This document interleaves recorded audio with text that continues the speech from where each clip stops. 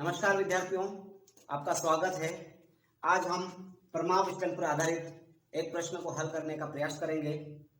यदि आपको मेरा वीडियो पसंद आता है तो आप इसे लाइक करें, शेयर करें, सब्सक्राइब करें और मेरे अगले वीडियो प्राप्त करने के लिए बेल बटन को प्रेस अवश्य करें। तो आइए हम लोग प्रमाण विश्लेषण का एक सवाल हल करते हैं। विद्यार्थी, आपकी परीक्षा के प्रश्न पत्र में इस प्रकार का प्रश्न पूछे जाने की संभावनाएं होती है और अक्सर इस प्रकार का प्रश्न विगत वर्षों में पूछा भी गया है। निम्न आंकड़ों से लघु रीति द्वारा प्रमाण विश्लेषण एवं उसका गुणांक ज्ञात करना है। आयु वर्षों में, दूसरा भाग व्यक्तियों की संख्या है। आयु को वर्गों में दर्शाया गया है 0 से 10 और आखिरी है 70 से 80। व्यक्तियों की संख्या इस प्रकार से आपके सामने दी गई होगी। अब इस प्रश्न को हल करने के लिए हम एक तालिका का निर्माण करेंगे और उस तालिका के पश्चात हम एक सूत्र के माध्यम से प्रमाण विश्लेषण और उसका गुणांक ज्ञात करने का प्रयास करेंगे। विद्यार्थियों, प्रश्न पत्र में दिए गए आंकड़ों को हम इस प्रकार की तालिका में रखेंगे। पहला भाग आयु वर्ग का, दूसरा मध्य बिंदु का, तीसरा आवृत्ति का, चौथा dx का, पांचवा fdx का, छठा dx स्क्वायर और सातवां भाग fdx स्क्वायर का होगा। 0 और 10 को जोड़ेंगे और उसमें हम 2 का भाग देंगे तो हमें मध्य बिंदु प्राप्त हो जाएगा। इसी प्रकार से 10 और 20 को जोड़ेंगे और उसमें 2 का भाग देंगे तो अगला मध्य बिंदु प्राप्त होगा। हम आपको यहाँ पर बता रहे हैं 5, 15, 25, 35, 45,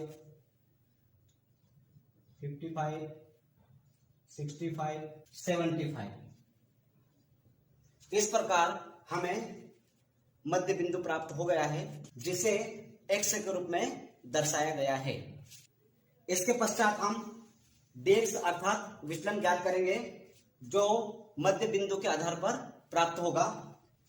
मध्य बिंदु के किसी भी एक संख्या को हम dx मान लेंगे और उस संख्या को बाकी संख्याओं में से घटा देंगे। हम अपनी सुविधा के लिए 35 को dx मान लेते हैं और इस 35 को हर संख्याओं में से घटा देंगे। 5 में से 35 माइनस करेंगे तो माइनस के 30, माइनस के 20, माइनस के 10, 35 में से 35 माइनस करेंगे तो 0, 45 में से 35 माइनस करेंगे तो प्लस के 10, प्लस के 20, प्लस के 30, प्लस के 40। इस भाग में fdx के आंकड़े दिए गए हैं जो f और dx के गुणा से प्राप्त हुए हैं।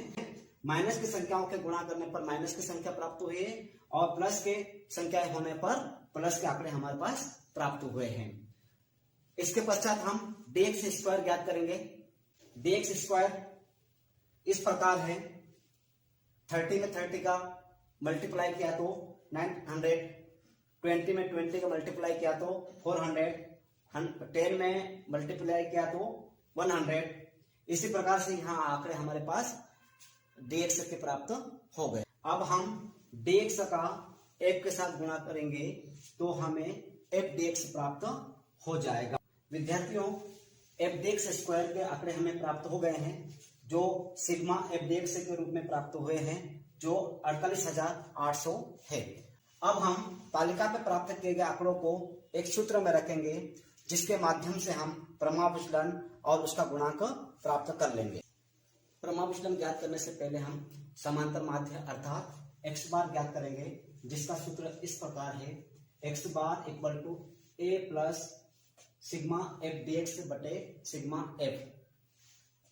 इस सूत्र में हम a अर्थात विचलन को रख देंगे हम प्लस 20 जो सिग्मा f dx के रूप में प्राप्त है बटे 125 अर्थात सिग्मा f 125। 20 में 125 का भाग देंगे तो हमें 0.16 प्राप्त होगा अर्थात हमारा x बार 35.16 प्राप्त होगा। प्रमाण विचलन का सूत्र इस प्रकार है, प्रमाण विचलन अर्थात थीटा बराबर underscore sigma F D x square बटे N minus sigma F D X बटे एन की घात 2। इस सूत्र में हमने तालिका के माध्यम से प्राप्त किए गए आंकड़ों को रख दिया है।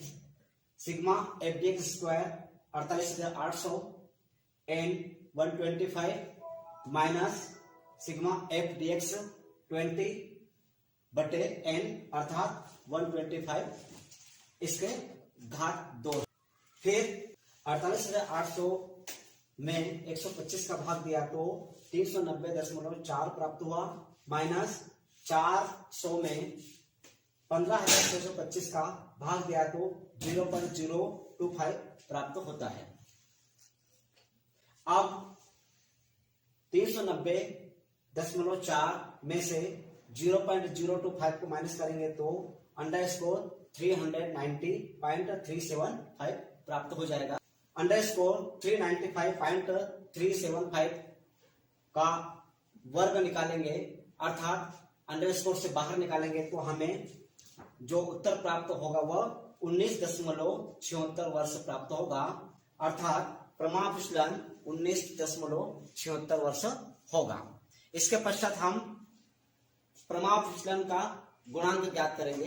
प्रमाण विचलन गुणांक का सूत्र इस प्रकार है, थीटा एक्स बटे एक्स बार। थीटा एक्स हमारा 19.76 वर्ष है और एक्स बार हमारा 35.16 है। 19.76 में 35.16 का भाग देते हैं तो हमारा प्रमाण विचलन गुणांक 0.56 प्राप्त होगा। इस प्रकार हमने आज प्रमाण विचलन का यह सवाल हल किया। उम्मीद है आपको पसंद आया होगा।